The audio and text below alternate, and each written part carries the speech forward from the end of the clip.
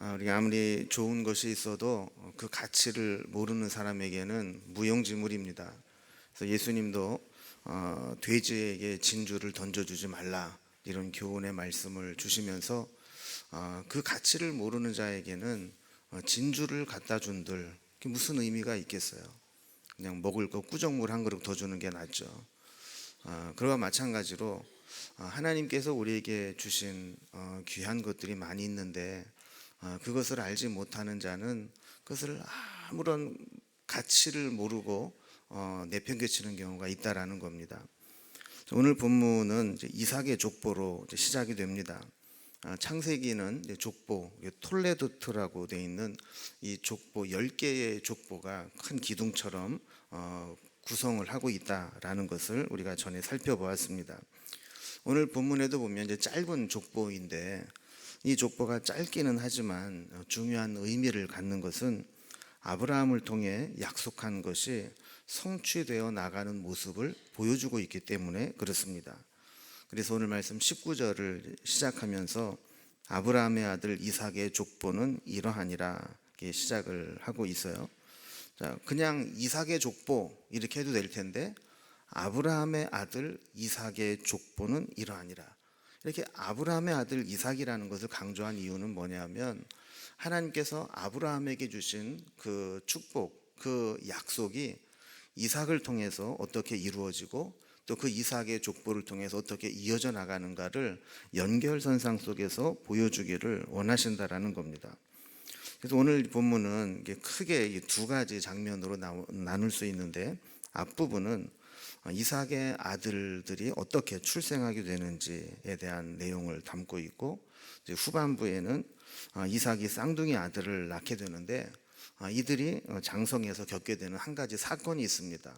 우리가 흔히 팥죽 사건이라고 알고 있는 그 팥죽 사건을 통해서 에서는 자기에게 주어진 장자권이 얼마나 중요한 건지를 모르고 마치 진주를 내뱉은 돼지처럼 그런 이제 삶을 살았다 하는 내용을 오늘 다루고 있습니다.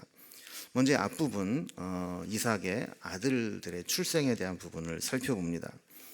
이삭은 리브가를 맞이해서 아내로 삼았지만 20년 동안 아이를 갖지 못했습니다. 20절에 보면 이삭이 40세에 리브가를 아내로 맞았다 그랬어요. 근데 26절에 보면 리브가가 쌍둥이 아들을 낳을 때 이삭의 나이가 몇 살이라고 나와 있어요? 60세. 40살에 결혼해가지고 60살에 아들을 낳았으면 몇 년 동안 못 낳은 거예요? 예, 산수를 잘 하시네요. 20년 동안 아들을 못 낳고 있었던 겁니다. 21절에 보면 이제 재미있는 구절이 하나 나옵니다. 이삭이 그의 아내가 임신하지 못함으로 그를 위하여 여호와께 간구하매 여호와께서 그의 간구를 들으셨으므로 그의 아내 리브가가 임신하였더라 그랬습니다. 그 아브라함의 집안에 유전적인 문제가 있었는지는 모르지만 아브라함도 애를 못 낳았잖아요. 그런데 그 아들 이삭도 아이가 잘 생기지 않는 겁니다. 이 아이가 생기지 않을 때 아마 이삭은 혼란스러웠을지 모릅니다. 만약에 이삭이 하나님이 원하지 않는 결혼을 했다거나 하나님의 뜻을 거스르고 결혼을 했다거나 그래서 자식이 안 생긴다 그러면 하나님이 우리 결혼을 기뻐하지 않으시고 아이를 안 주시나 보다 이렇게 생각을 할 수도 있겠지만 우리가 24장에서 오랜 시간 살펴본 것과 같이 이삭과 리브가의 만남은 철저하게 하나님의 주권을 인정하고 기도하면서 믿음의 결단으로 행한 결혼이었습니다. 그리고 이 결혼의 이 문제에 있어서는 모든 것이 다 기도한 대로 다 순조롭게 진행이 됐습니다. 그런데 막상 결혼을 딱 하고 나니까 애가 안 생기는 거예요. 아무리 기다려도 아이가 생기질 않습니다. 그러자 이삭이 이 문제를 가지고 기도하기 시작합니다. 이삭은 아버지나 어머니로부터 태문을 여시고 아이를 주시는 것은 철저하게 하나님의 손에 달려있다는 이야기를 들었을 겁니다. 그리고 하갈과 이스마엘의 이야기를 통해서 괜히 섣불리 한눈을 팔거나 딴짓을 하다 보면 그로 인한 대가를 톡톡히 치를 것이다, 이런 이야기를 들었을지도 몰라요. 어쨌든 이제 이삭은 20년 동안 아내에게 아이가 생기지 않게 되자 그는 다른 방법을 찾지 않고 오직 기도하면서 기다렸던 겁니다. 여러분, 이걸 보면 뭔가 저절로 되는 것은 없다는 것을 깨닫게 됩니다. 특별히 중요하고 좋은 것일수록 가만히 있는데 저절로 되는 것은 없습니다. 다 기도하고 끊임없이 부르짖고 오랜 세월 기다려야 할 필요가 있습니다. 기도의 결과로 드디어 임신을 하게 됩니다. 얼마나 좋았겠어요. 결혼한 지 20년 만에 애가 들어섰으니 여러분, 그 집안의 분위기는 우리가 이제 상상할 수 있잖아요. 그런데 22절에 보니까 문제가 생깁니다. 이 산모인 리브가가 너무 힘들어하는 겁니다. 태동이 얼마나 심한지 마치 이게 뱃속에서 싸우는 것처럼 느껴졌다라는 거예요. 그래서 22절에 보면 그 아들들이 그의 태 속에서 서로 싸우는지라 그가 이르되 이런 경우에는 내가 어찌할꼬 하고 가서 여호와께 묻자온대 그랬어요. 자, 태동을 감당할 수가 없으니까 원문의 의미는 이런 경우에 내가 어찌할꼬, 원문의 의미는 이러다 내가 죽겠구나, 이런 뜻입니다. 그러니까 여러분, 요즘 같으면 병원에 가서 초음파 사진 찍어보면 금방 나오잖아요. 이 뱃속에 이게 두 놈이 앉아 있는데 이 두 놈이 지금 서로 심하게 지금 태동을 하는 겁니다. 좀 뭐 견디면 될 겁니다. 뭐 이런 조치를 취해 줄 텐데 그 당시에는 그런 걸 모르잖아요. 그러니까 아까는 임신하기 위해서는 이삭이 기도를 했는데 이제 자기가 죽겠으니까 리브가가 하나님 앞에 기도하기를 시작하는 거죠. 도대체 어째서 이런 일이 일어나고 이렇게 해서 아이를 낳을 수는 있는 건지 하나님께 물었다는 겁니다. 자, 하나님 여기에 이해하기 힘든 신탁의 말씀을 주십니다. 23절에 보면 여호와께서 그에게 이르시되 두 국민이 내 태중에 있구나, 두 민족이 내 복중에서부터 나누이리라. 이 족속이 저 족속보다 강하겠고 큰 자가 어린 자를 섬기리라 하셨더라 그랬습니다. 여러분, 여기에서 보면 이제 신학적으로 중요한 개념이 하나 나오는데 하나님의 그 예지 예정에 관한 교리입니다. 그러니까 하나님께서 앞으로 우리가 되어질 일들을 다 아시고 미리 다 정해 놓으셨는가 하는 그런 이야기죠. 이 부분은 우리가 나중에 더 자세하게 살펴볼 기회가 있으니까 원래 이제 중요한 거는 또 예고편으로 남겨둬야 또 재미가 있잖아요. 그래서 하나님의 예지 예정에 대한 거는 우리가 나중에 또 나올 기회가 있으면 그때 좀 살펴보기로 하고, 어쨌든 오늘 이 말씀을 통해서 보면 하나님께서 이렇게 미리 그 리브가의 뱃속에 있는 쌍둥이 아이가 어떻게 될 것인지를 하나님이 다 알고 계시고 그들이 앞으로 어떻게 될 것이라고 이렇게 정해 놓으신 것 같은 신탁의 말씀이 나온단 말이죠. 자, 그 말씀을 조금 자세히 살펴보면 이런 거예요.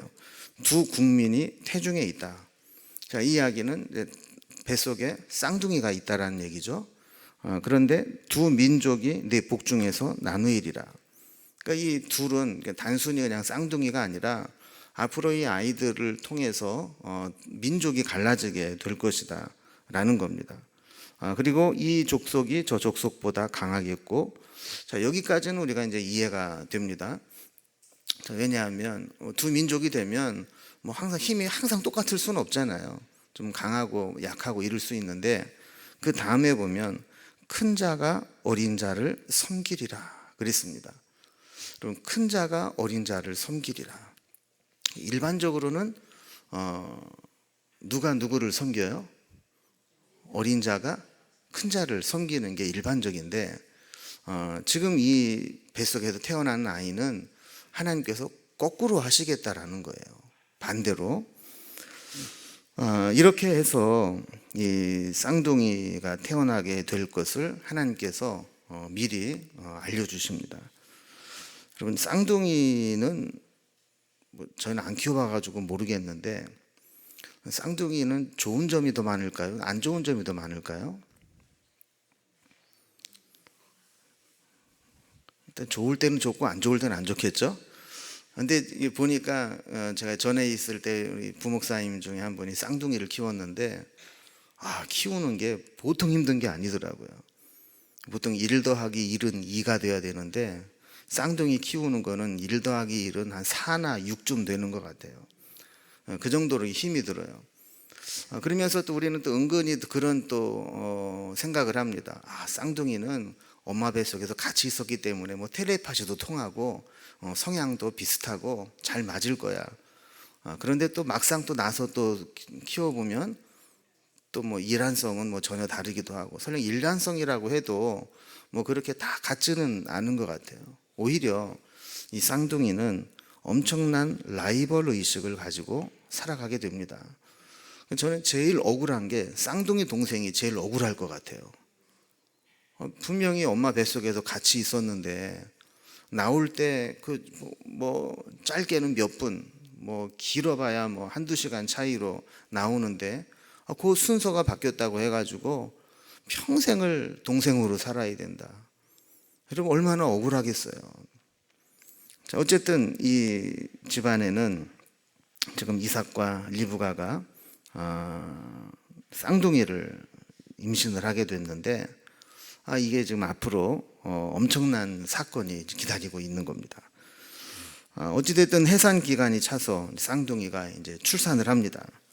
그리고 쌍둥이 아들을 소개를 하는데 25절과 26절을 보면, 먼저 나온 자는 붉고 전신이 털옷 같아서 이름을 에서라 하였고, 후에 나온 아우는 손으로 에서의 발꿈치를 잡았으므로 그 이름을 야곱이라 하였으며, 리브가가 그들을 낳을 때에 이삭이 60세였더라 그랬습니다.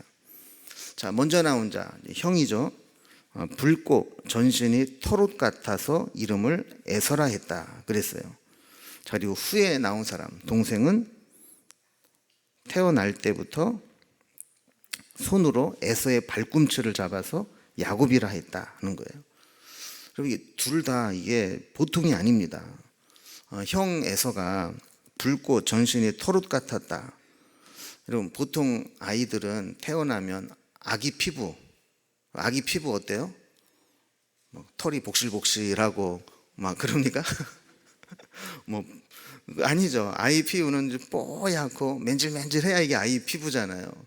근데 어떻게 된 게, 이게 쌍둥이인데 한 놈은 딱 나서 봤더니 태어날 때부터 그냥 뭐 벌거죽죽하니 뭐 털이 그냥 숭숭 나 있는 거예요. 자, 이거를 보면서 이 아이는 앞으로 야생 짐승처럼 살아가겠구나.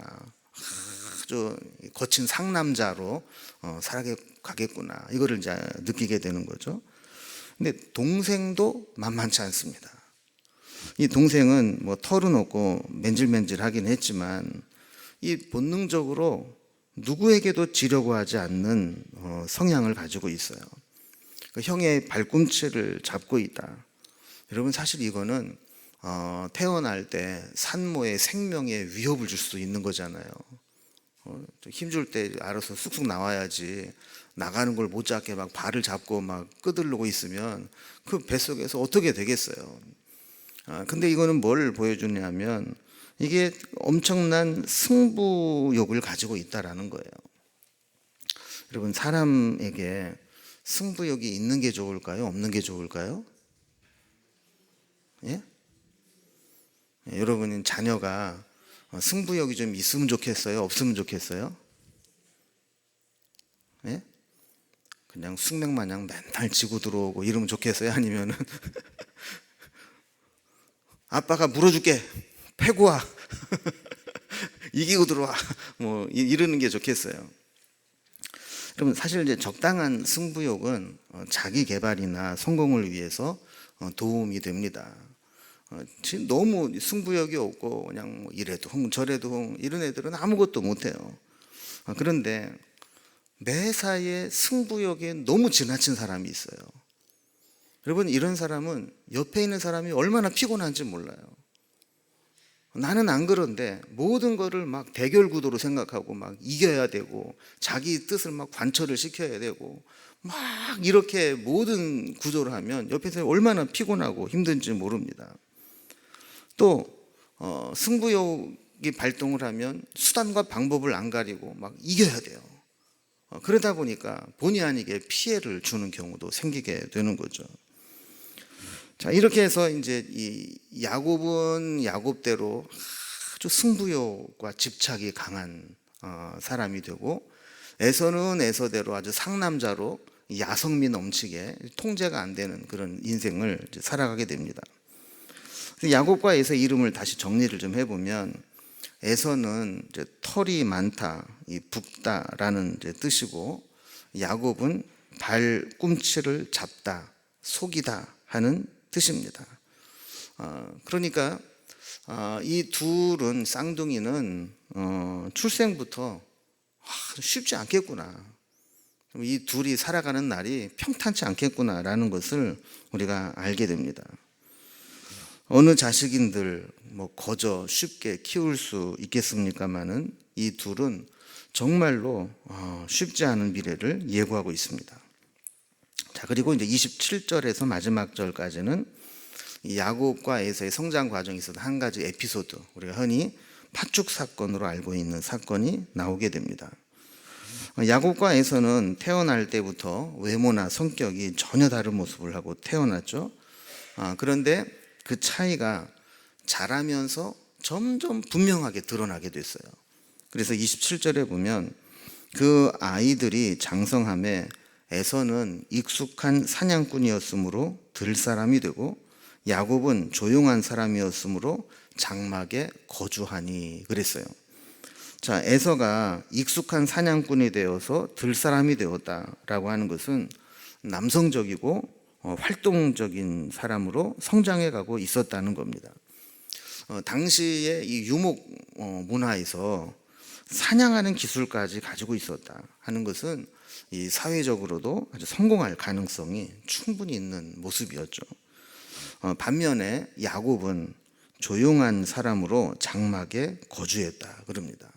그러니까 성향적으로 여성적이고 안정적이고 뭔가 사색하기를 좋아하는 그런 성향으로 성장을 하게 된 겁니다.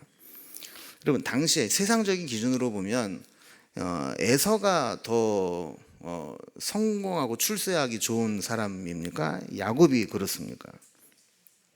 에서가 훨씬 더 그렇죠. 이 에서는 아쉬울 게 없었어요. 모든 걸 다 갖추고 있었죠. 신체적인 조건도 그렇고 쌍둥이인데다가 또 장자의 축복까지 거머쥐고 있었고, 그리고 신체적으로도 뛰어나서 사냥을 잘해요. 여러분 보세요. 밖에 사냥 가가지고 큰 짐승 하나 잡아가지고 어깨에 탁 메고 탁 돌아오면 얼마나 멋있었겠어요, 그 당시에. 근데 여러분, 사실은 야곱이 훨씬 더 실속이 있었어요. 야곱이 장막에 거주했다라고 했는데, 이 야곱이 장막에 거주했다는 얘기는 장막에 앉아서 엄마랑 십자수나 뜨고 있고 이렇게 요리나 하고 있고 이런 게 아니에요. 어느 성경학자가 이 장막에 있었다라고 하는 것을 목축을 했다라고 보는 거예요. 그러니까 유목민들은 밖에서 짐승을 잡아오기도 하고 잡아온 것을 집에서 키우고 번식시키기도 하고 그러잖아요. 그러니까 야곱은 주로 내근이죠, 내근. 집에 목장에서 기르는 양들을 잘 치는 일을 했고, 에서는 외근이죠. 밖에 나가서 목장 밖에 있는 것들을 잡아가지고 오는 그런 일들을 했어요. 조용한 사람이라고 하는 것은 생각을 많이 했던 사람이라는 거예요. 여러분, 나중에 이 야곱이 도망을 가서 외삼촌 라반의 집에 가잖아요. 이 라반의 집에 가서 이 외삼촌에게 속임을 당합니다. 거기서 그 라헬을 보고 한눈에 뿅 가서 결혼을 하려고 7년 동안 종사를 하겠다고 했더니 첫날 밤 치르고 나니까 레아였잖아요. 그래서 또 7년, 14년을 종살이를 하고 났는데도 안 놔주는 거예요. 그래서 나중에 이 야곱이 외삼촌 라반에게 제안을 하잖아요. 내가 외삼촌을 위해서 14년을 종살이를 했습니다. 그리고 나서도 외삼촌 나한테 정당한 대가를 지불해 주지 않고 벌써 품삯을 10번도 더 바꿨습니다. 이런 상태로는 도저히 더 못 있습니다. 그랬더니 야, 그러면 어떻게 했으면 좋겠냐. 야곱이 워낙 일을 잘하니까 외삼촌 라반이 놓치기가 싫은 거예요. 그래서 꼬시는 거죠. 어떻게 하든지 붙잡아 두려고. 그러면 이때 야곱이 라반에게 제안한 게 있어요. 양을 치는데 어떻게 해달라는 거예요? 양 중에서 점이 있고 아롱지고 검정색 양이나 염소는 내 거 하고, 맨질맨질하고 아주 뽀얗고 좋은 거는 다 외삼촌 라반 거 하십시오. 근데 여러분, 여기에 벌써 이 멘델의 법칙이 적용이 되는 거예요. 유전의 법칙이.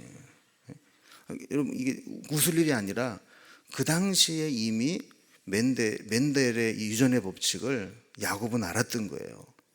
아, 이 검은 놈하고 흰 놈하고 교배를 하면 검은 놈이 나오든지 점배기가 나오는구나.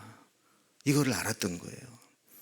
그러니까 이제 야곱이 장막에 거주했다라고 하는 것은 단순히 뭐 그 텐트 안에서 엄마랑 수다나 떨고 십자수나 놓고 뭐 이러고 아주 뭐 여자같이 이렇게 했다는 게 아니라 그 양들을, 이 목장 안에 있는 양들을 관리를 하면서 아주 면밀하게 관찰을 한 거죠. 이미 그때 야, 어떻게 교배를 해야 이게 양들이 더 멋진 양들이 나오고 튼튼한 양들이 나오고 좋은 양들이 나올까, 이거를 이미 그때 다 깨우쳤다라는 겁니다.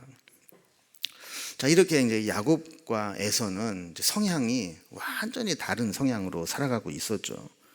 근데 문제는 이 두 아들을 엄마 아빠가 한 놈씩 좋아했다는 거예요. 편애를 했다라는 거죠. 그 편애는 왜곡된 사랑 아닙니까? 28절에 보면 이삭은 에서가 사냥한 고기를 좋아하므로 그를 사랑하고 리브가는 야곱을 사랑하였더라 그랬습니다. 그러니까 이삭은 남자라 그런지 진취적이고 활동적이고 남성적인 에서를 좋아했고, 특히 에서가 나가서 사냥을 해서 아주 다양한 고기들을 갖다가 요리를 해다 주면 아주 이 이삭도 이 고기를 아주 좋아했던 모양이에요. 그러니까 그 고기를 갖다 주는 에서를 좋아했다는 거죠. 반면에 리브가는 야곱을 사랑했다 그래요. 어떻게 보면 이 야곱은 아들 중에도 딸 같은 아들이었을 것 같아요. 그래서 조곤조곤 엄마한테 얘기도 잘하고 엄마랑 이렇게 대화 상대를 해주면서 정서적으로도 이렇게 잘 통하는 그런 아들이었던 것 같습니다. 우리가 이미 아까 23절에서 말씀을 살펴본 것과 같이 하나님은 리브가가 임신했을 때부터 그 태어날 아이들이 어떻게 될 것인가에 대해서 예지하시고 예정해 놓으셨다 그랬어요. 그죠? 그래서 큰 자가 어린 자를 섬길 것이다. 여러분, 하나님이 우리에게 그런 말씀을 주셨다면 이 부모도 그 말씀을 염두에 두고 자녀들을 키워야 됩니다. 그런데 나중에 보겠지만 이 이삭과 또 리브가는 그거를 잘 못했어요. 그러니까 이삭은 이삭대로 자기에게 고기를 잘 갖다 주는 남성적인 아들이 끌렸고, 리브가는 리브가대로 자기의 정서를 맞춰주고 이해해주는 야곱이 끌렸고, 자, 이렇게 하다 보니까 나중에 이제 축복을 해야 되는 과정에서 이 잘못된 왜곡된 사랑이, 편애가 결국에는 둘을 원수지게 만들었고 또 도망을 가서 살 수밖에 없게 이렇게 만들었잖아요. 그러니까 축복을 받을 때 정말 정상적으로 하나님의 뜻대로 순응해서 자연스럽게 축복을 받게 해야 되는데 이거를 이 부모가 실패했다라는 겁니다. 자, 그래서 29절 이하에 보면 그 유명한 팥죽 사건이 나오게 되죠. 자, 야곱이 집에서 죽을 쓰고 있습니다. 에서는 그날도 밖에 나가서 사냥을 하고 들에서 돌아왔습니다. 밖에 나가 사냥을 하고 돌아오니 얼마나 피곤하고 배가 고팠겠어요. 그러던 차에 야곱이 붉은 팥죽을 쓰고 있는데 이게 뭐 보암직도 하고 먹음직도 하고 탐스럽기도 하고 이게 뭐 환장하게 만드는 거예요. 그래서 에서가 야곱에게 이 붉은 것을 내가 먹게 하라 그러죠. 내가 배고파 죽겠다. 이거 좀 한 그릇 다고 이러는 겁니다. 근데 야곱은 아주 씩씩 웃으면서 팥죽 덜어줄 생각은 안 하고 계속 저으면서 냄새만 풍기고 있는 거예요. 참다 못해서 에서가 야 그거 좀 줘. 나 배고파. 여기에서 에서의 별명이 에돔이 되었다. 이렇게 이제 설명을 하고 있어요. 에서의 후손이 에돔 족속이 되는데 이 에돔의 뜻이 붉다라는 뜻이에요. 그래서 에서는 이 붉은색과 연관이 많습니다. 아까 태어날 때도 에서는 몸이 무슨 색이라고 그랬어요? 붉은색이라고 그랬어요. 또 붉은색 팥죽에 유혹을 받았어요. 그리고 후손들이 살아갈 에돔 땅, 그 땅이 다 붉은 바위입니다. 그래서 이번에 이제 우리가 내년 초에 성지순례를 가게 되면 그 요르단의 그 페트라라는 곳을 가게 되는데 그 페트라라는 곳이 보면 아주 붉은색 바위를 깎아서 만든 그런 이제 궁전 같은데요.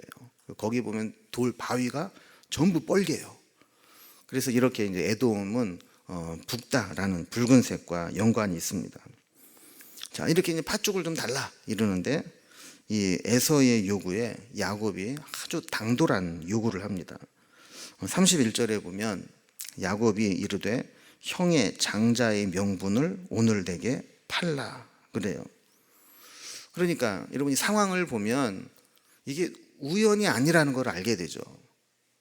어떻게 우연히 집에서 팥죽을 쓰고 있는데 그 시간에 하필 에서가 사냥을 마치고 우연히 들어와서 배고파서 팥죽 먹게 해달라 이게 아니라 사실은 이 야곱이 오랫동안 마음에 품고 있으면서 치밀하게 계획하에 제시한 비장의 카드였다라는 것을 알게 됩니다.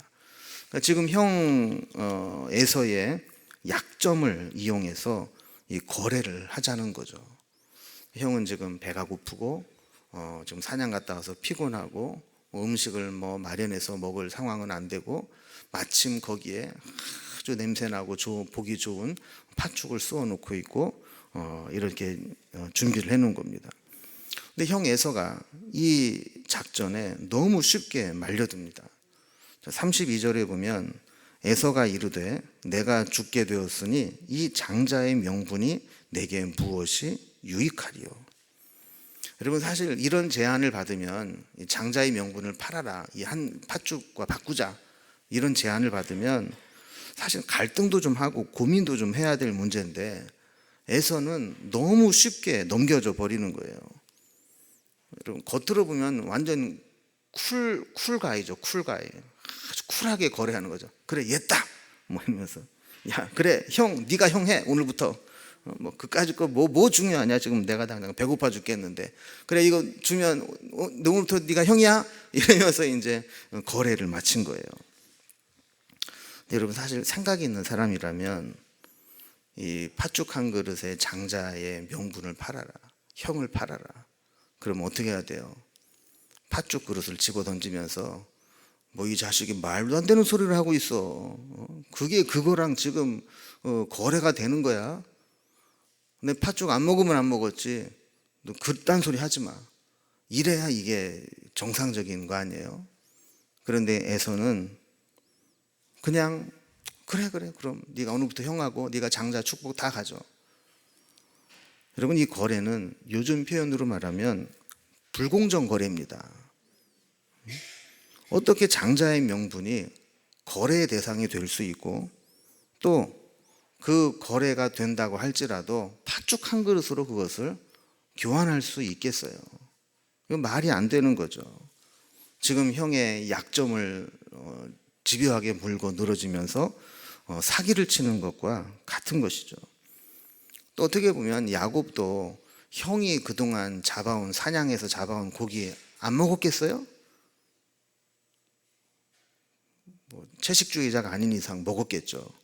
그럼 지도 얻어먹었으면 팥죽 한 그릇 줄 수도 있지만 그걸 가지고 이렇게 말도 안 되는 거래를 만들어냈다라는 겁니다. 문제는 야곱도 문제지만 이 거래에 너무 순순히 끌려 나온 에서가 문제입니다. 야곱은 재차 맹세를 요구합니다. 그러면서 맹세해라. 여러분, 이 정도 되면 그 맹세가 무엇을 의미하는지, 그 거래의 결과가 어떻게 될지를 생각해 봐야 되잖아요. 그런데도 에서는 장자의 명분을 팔고 팥죽을 먹고 맹세를 합니다. 성경은 이것을 에서가 장자의 명분을 가볍게 여김이었더라 라고 평가했습니다. 여러분, 우리는 이 평가가 사실은 참 두려운 거예요. 사람들이 이런저런 평가하지만 마지막에 성경이 뭐라고 평가하느냐, 이게 참 중요한 거 아니겠어요? 근데 에서를 보면서 아주 쿨한 사나이였다 이렇게 평가하고 있지 않아요. 에서가 장자의 명분을 가볍게 여김이었더라. 에서의 문제는 당장 눈앞에 보이는 현실 때문에 하나님이 주시려고 했던 엄청난 축복을 걷어찼다라는 데 있습니다. 그러니까 에서에게 있어서 하나님의 축복, 장자의 명분은 돼지 앞에 진주와도 같은 것이었습니다. 이 장자권은 크게 두 가지 관점에서 의미가 있습니다. 첫째는 재산 상속에 있어서 장자는 다른 형제들의 2배를 받게 되어 있습니다. 여러분, 우리나라도 옛날에 그랬잖아요. 장남이 부모를 모시라고 고생했다고, 그리고 또 돌아가시고 나면 제사를 또 모신다고, 그래서 다른 형제들보다 재산을 많이 이제 남겨주었습니다. 나중에 모세의 율법 때 나온 것이긴 하지만 모세의 율법에도 보면 이 장자는 이 2배의 이 땅을 상속받도록 그렇게 되어 있습니다. 그러나 성경에서는 이런 땅 문제뿐만 아니라 더 중요한 이야기를 하나 하는데, 그게 영적인 축복입니다. 하나님께서 그 장자를 통해서 이어주는 그 영적인 축복의 계승입니다. 그런데 에서는 그 영적인 안목이 없었던 것이죠. 여러분, 우리는 무엇을 소중히 여길 줄 아느냐가 사실은 능력이고 실력입니다. 사람을 쓸 때에도 귀한 사람, 좋은 사람을 귀하게 볼 수 있는 것,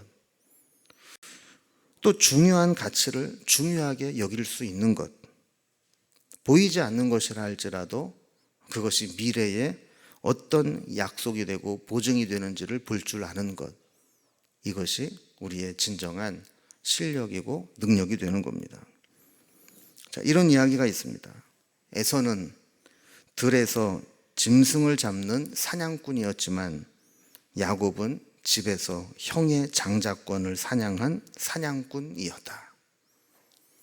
여러분, 우리는 무엇인가를 사냥하며 살아갑니다. 에서는 들에 나가서 짐승을 사냥하는 것으로 그의 삶의 의미를 찾았습니다. 그러나 야곱은 집에서 형의 장자권을 사냥해서 그 장자권을 얻게 됩니다. 우리가 무엇을 사냥하며 살아가느냐에 따라서 우리의 인생과 우리의 미래가 결정됩니다. 여러분은 무엇을 지금 중요하게 여기고 계십니까? 무엇을 추구하며 살아가고 있습니까? 하나님께서 여러분에게 주시고자 하는 그 귀한 장자의 축복과 같은, 그 장자의 명분과 같은 축복을 여러분은 정말 귀하게 여기고 계십니까? 아니면 그런 것들을 팥죽 한 그릇과 바꾸어 먹을 정도로 그렇게 하찮게 여기고 있지는 않습니까? 하나님께서 우리에게 주신 영적인 축복과 은혜와 말씀을 통해 주신 약속과 미래의 소망, 이런 것들은 지금 당장 우리 눈앞에 보이는 것과는 비교할 수 없는 것들입니다.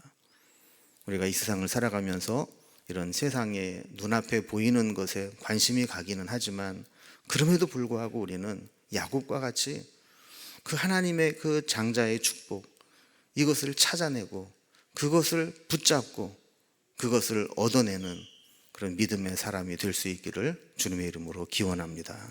기도하겠습니다.